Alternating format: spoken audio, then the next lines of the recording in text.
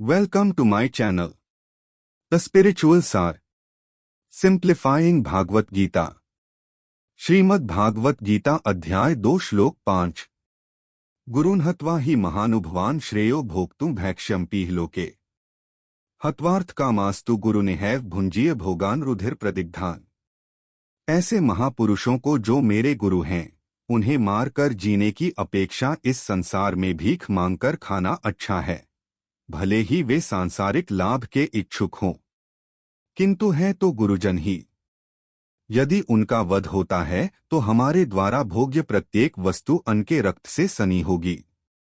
शास्त्रों के अनुसार ऐसा गुरु जो निंद्य कर्म में रत हो और जो विवेकशून्य हो त्याज्य है। दुर्योधन से आर्थिक सहायता लेने के कारण भीष्म तथा द्रोण उसका पक्ष लेने के लिए बाध्य थे, यद्यपि केवल आर्थिक लाभ से ऐसा करना उनके लिए उचित न था।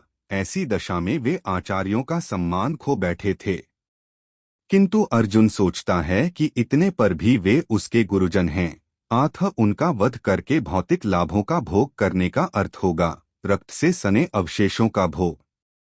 अर्जुन के सामने दो कठिन विकल्प हैं, गुरुओं का वध और भोग। युद्ध में विजय प्राप्त करने के बाद उसे भौतिक सुख और संपत्ति मिल सकती है, लेकिन ये सुख उसके गुरुजनों के वध के बाद मिलेंगे।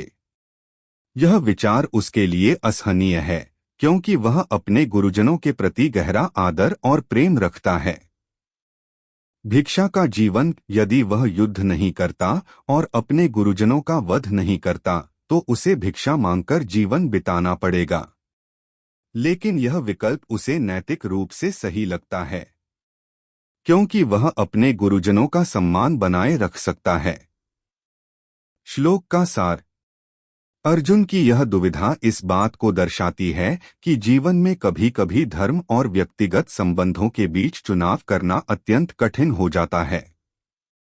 गीता का यह श्लोक हमें यह सिखाता है कि हमारे निर्णयों का आधार धर्म, नैतिकता और सत्य होना चाहिए, न कि केवल भौतिक लाभ।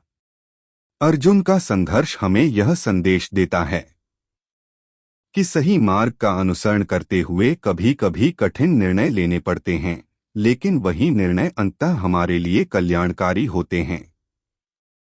अगर आप इसी प्रकार श्रीमद् भगवत गीता सुनना चाहते हैं तो please like, share, subscribe, also comment.